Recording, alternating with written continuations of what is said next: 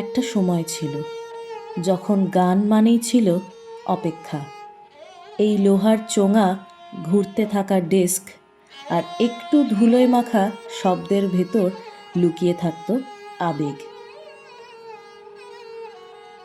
এই গ্রামাফোনে গান শোনা মানেই শুধু শোনা নয়, গানটাকে সময় দেওয়া।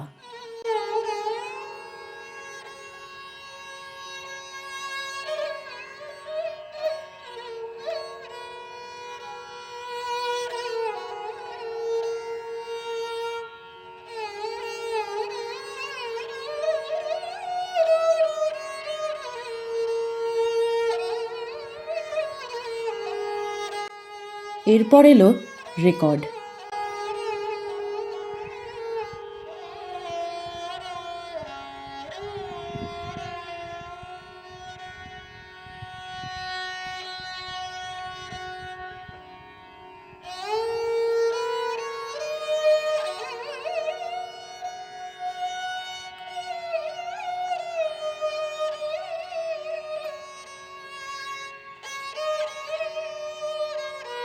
কালো গোল চাকতির গায়ে খোদাই করা শব্দ। একটা গান শেষ হলে নিজের হাতে ঘুরিয়ে আবার শুরু করতে হতো। গান তখন ব্যাকগ্রাউন্ড নয়, গান ছিল পুরো ঘরের কেন্দ্র। তারপর এলো ক্যাসেট। গান এবার পকেটে ঢুকে পড়ল।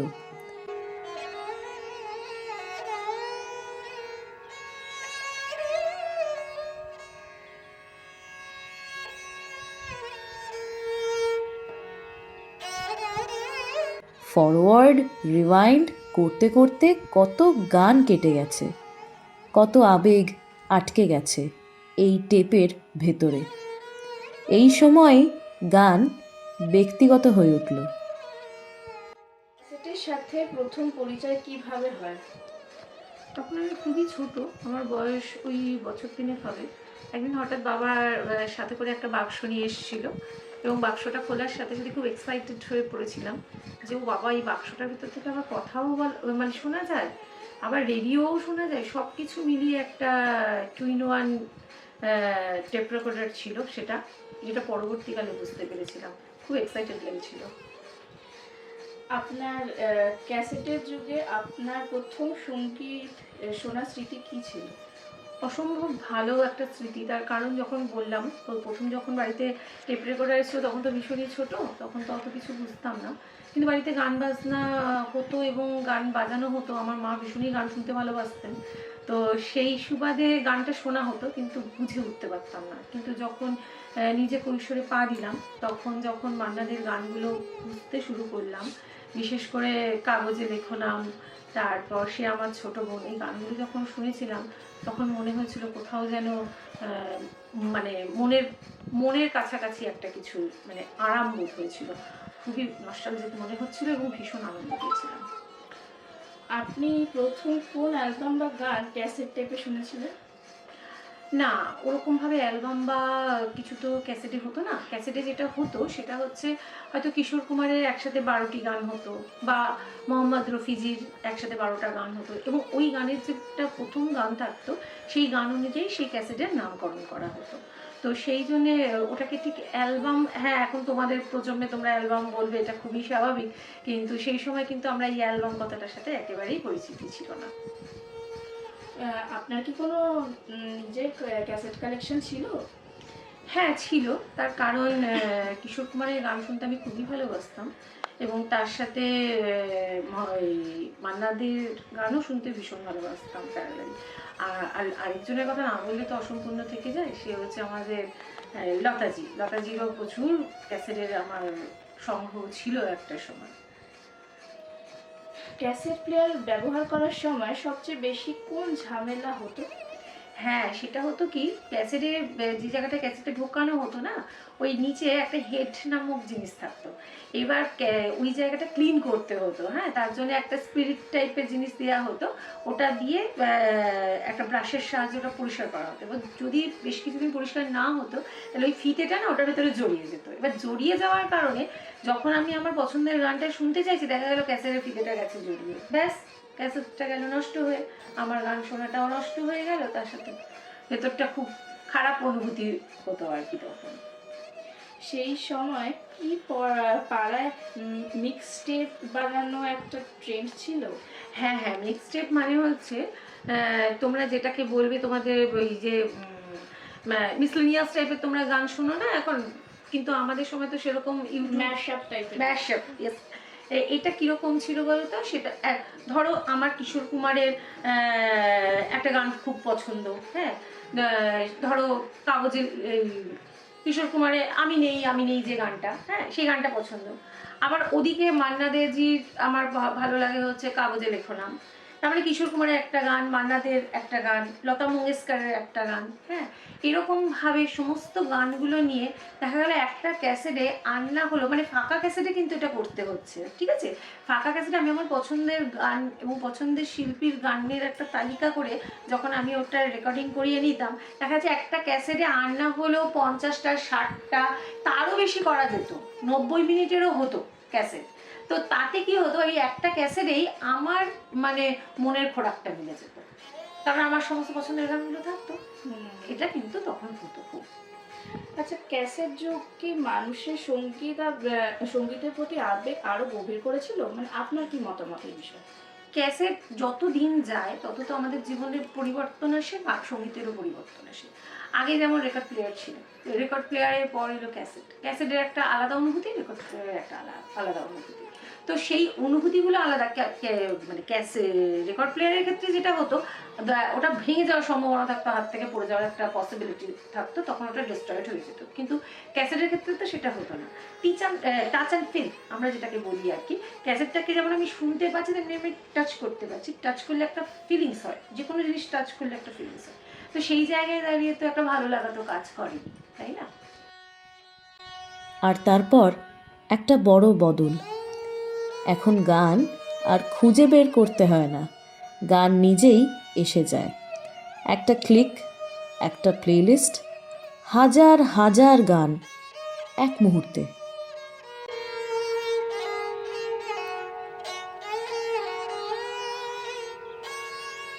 স্পটিফাই, ইউটিউব মিউজিক, গান এখন সীমাহীন। সবচেয়ে বেশি কোন স্ট্রিমিং অ্যাপ ব্যবহার করো? স্পটিফাই, ইউটিউব মিউজিক নাকি অন্য কিছু? আমি তো ইউটিউব মিউজিকই ব্যবহার করি। কারেন্টলি একবার একটা নতুন আপডেট এসেছে যে বন্ধ করেও গানটা শোনা যায়। আগে যেটা অনেকেই যেটা অনেক শুনতো না, সেটা হচ্ছে বন্ধ করে শোনা যায় না, স্পটিফাই বা অন্য কোথাও বন্ধ করে শোনা যায় চার্জটা কম পড়ে। বাট এখন ওই আপডেটটা ইউটিউব মিউজিকেও চলে এসেছে, তাই সুবিধা হয়েছে। আজকাল তুমি কিভাবে নতুন গান ডিসকভার করছো? অ্যালগোরিদম দিয়ে নাকি বন্ধুরা সাজেস্ট করছে, কোনটা? আমি ফ্রেন্ডসদের সাজেশনে খুব রেয়ার কেসই যাই, actually person to person vary করে, বাট আমি most of the time algorithms বা বায়া ট্রেন্ড হয়তো যাই। আজকের স্ট্রিমিং মিউজিকের সবচেয়ে বড় সুবিধা তোমার মতে কি? অনেক রকমের সুবিধা আছে। প্রাইমারিলি আমি বলবো যে কোনো মেশিন মানে খারাপ হলেও যদি কারোর মিউজিক শোনার ইচ্ছে হয় সেটা হেল্ড আপ হবে না। মানে টিভিতেও চালানো যেতে পারে, হোম থিয়েটারেও চালানো যেতে পারে, এছাড়া ফোনে চালানো যেতে পারে, ল্যাপটপ, এনিওয়্যার। মানে তুমি বলতে চাইছো যে আগে যেমন ইনস্ট্রুমেন্টগুলো খারাপ হয়ে গেলে, মানে গ্রামাফোন বা রেকর্ড প্লেয়ার খারাপ হয়ে গেলে যেমন একটা অসুবিধা হতো গান শুনতে, এখন সেই অসুবিধাটা আর হয় না। হ্যাঁ, এছাড়াও ট্রান্সপোর্টেবল, মানে আগে কি গ্রামাফোন জিনিসটা তো বড়, এবারে ওটা পোর্টেবল তো ছিল না। But in case of streaming music, phone থেকে যখন খুশি যেখানে খুশি, ল্যাপটপ, কম্পিউটার, যাতে খুশি যেখানে খুশি শোনা যায়, এটা একটা অ্যাডভান্টেজ। তোমার কি মনে হয় অ্যানালগের আবেগ স্ট্রিমিংয়ে মিসিং নাকি আরো ভালো? না, ভালো, এখনো সেমই ভালো দেখতে গেলে। হ্যাঁ, অ্যানালগের একটা ব্যাপার ছিল টাচ অ্যান্ড ফিল, কিন্তু সেদিক থেকে দেখতে গেলে মিউজিক তো কখনোই টাচ অ্যান্ড ফিল ওরমভাবে করা যায় না। মিউজিক তো শুনতে হয়, অনুভব করতে হয় সারা জীবন, সে অ্যানালগে বলি ডিজিটালি বলি, যদিও বা কোয়েশ্চেনটা কন্ট্রাডিক্টরি। হ্যাঁ, নানান লোকের, কিন্তু ধরো এই যে গ্রামাফোনের টাইমে আমরা তো গ্রামাফোন থেকে যে আওয়াজটা আসছে সেটা দেখার জন্য গ্রামাফোনটাকে আমরা ছুতে পারতাম, দেখতে পারতাম, কিন্তু এখন তো ফোন একটা ইটসেলফ ডিভাইস হয়ে গেছে, হোমোজিনিয়াস, যেটা থেকে শুধু সাউন্ডটা বাজছে, কিন্তু ফোন আর আমরা সেই টাচ অ্যান্ড ফিলের তো ফিলিংসটা আসছে না একটা গ্রামাফোন যেরকম। যদি ভাইব্রেশন নিয়ে কথা হয় ইন দ্যাট কেস, হ্যাঁ ফোনের মধ্যে হচ্ছে না ঠিক কথা, কিন্তু যখন স্ট্রিমিং মিউজিক হয়, ব্লুটুথ ডিভাইসেস আছে, লাউড স্পিকারস আছে, সেখানে কানেক্ট করে গ্রামাফোন এখন ব্লুটুথ হয়ে গেছে, হ্যাঁ বটে। প্লেলিস্ট কি এখনকার প্রজন্মের জন্য মিক্সটেপ, তোমার কি মনে হয়? হ্যাঁ মানে এটাও কন্ট্রাডিক্টরি কোয়েশ্চেন, নানান জনের নানান মতামত হতেই পারে। তবে হ্যাঁ মিক্সটেপ। তোমার কি কোনো নিজের প্লেলিস্ট আছে? অ্যাজ সাচ কিছু নেই, মানে অ্যাকচুয়ালি ডিপেন্ড করে, মাঝে মাঝে মনে হলো মানে যেটা যখন মনে হয় সেরকমভাবে র্যান্ডম চালিয়ে নেওয়া যায়। But on the other hand আমারই এক বান্ধবী, সেও খুব গান নিয়ে ফ্যাসিনেটেড, নিজেও গায়। ওর আবার নিজস্ব প্লে লিস্ট আছে, নানান টাইমে নানান জনে, মানে যেমন ওর ফেভারিট বিটিএস, আবার ওইদিকে অরিজিৎ সিং, সবার আলাদা আলাদা আলাদা আলাদা প্লে লিস্ট আছে। আচ্ছা, শত শত গান হাতের মুঠোয় পাওয়া, এটা কি খুব বেশি চয়েসের চাপ তৈরি করে, কি মনে হয়? আমার মনে হয় চয়েসের চাপ হওয়ার তো উচিত নয়। যদি কারোর মানে যেমন মন চাইবে সেরকম ভাবে সে শুনতে পারবে। কিন্তু ধরো একসাথে ধরো কারোর প্রিয় সঙ্গীতকার হচ্ছে অরিজিৎ সিং, তো অরিজিৎ সিং এর 10টা সেরকম গান যে আমি চুজ করতে পারছি না কোনটা আগে শুনবো, দেন সেখানে তো একটু অসুবিধা আমার মনে হয় যে কোনটা আগে শুনবো। হ্যাঁ কিন্তু সেটাও তো ডিসিশন নেওয়া যায়। একটা অ্যাডভান্টেজ যে ডাইভার্স চয়েস, অনেক চয়েসেস রয়েছে, বাট ইন কেস অফ আগে যেটা অ্যানালগের একটা বিশাল প্রবলেম, যে সিডিতে পার্টিকুলার কিছু গান থাকতো বা লিমিট থাকতো, বাট ইন কেস অফ এই মানে ডিজিটাল মানে স্ট্রিমিং মিউজিকে সেই লিমিটেশনটা কিন্তু নেই, যখন খুশি যা খুশি শোনা যায়। হ্যাঁ, তোমার কি মনে হয় ভবিষ্যতে সঙ্গীত আর কিভাবে বদলাতে পারে বা বদলাবে? এআই তো সবই আন্ডারটেক করেই নিচ্ছে।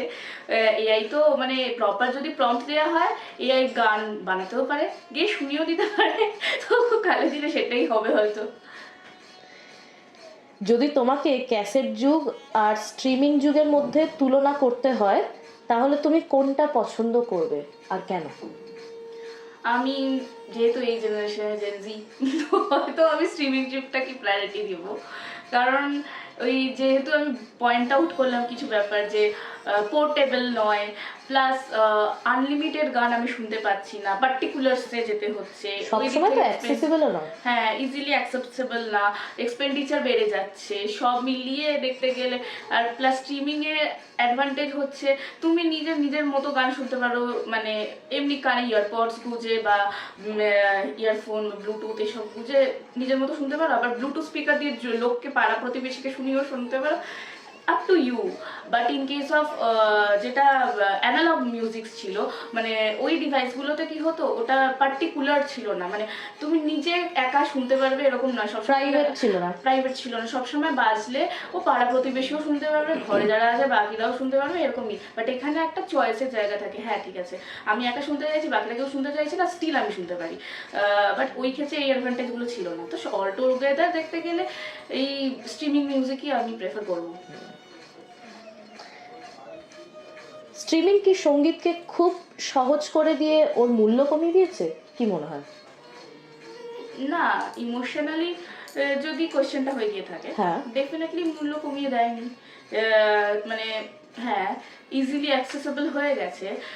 এতে তো অ্যাডভান্টেজ এটাই যে একটা মানুষ চাইলে যত খুশি তত বেশি গান শুনতে পাচ্ছে। হ্যাঁ কিছু কিছু ক্ষেত্রে ডিসঅ্যাডভান্টেজও আছে, যে রাস্তাঘাটে হয়তো কানের মধ্যে ইয়ারপডস গুঁজে গান শুনতে শুনতে রোড ক্রস করা উচিত না, সেখানে অ্যাক্সিডেন্টসও হচ্ছে। বাট আবার অন দি আদার হ্যান্ড যদি প্রপারলি ইউটিলাইজ করা যায়, সেদিক থেকে কিন্তু আবার মানে সচেতন থেকে ভাবে যদি ইউটিলাইজ করা যায়, সেই ক্ষেত্রে কিন্তু আবার এটা একটা বড় অ্যাডভান্টেজ, বরং ক্লোজনেস বাড়িয়ে দিচ্ছে, ইজিলি অ্যাক্সেসেবল করে বেশি গান শোনা যাচ্ছে, যত বেশি তত ভালো লাগা। গ্রামাফোন থেকে স্পটিফাই এটা শুধু প্রযুক্তির যাত্রা নয়, এটা মানুষের বদলে যাওয়ার গল্প, আর সঙ্গীত এই পুরো যাত্রার নীরব সাক্ষী।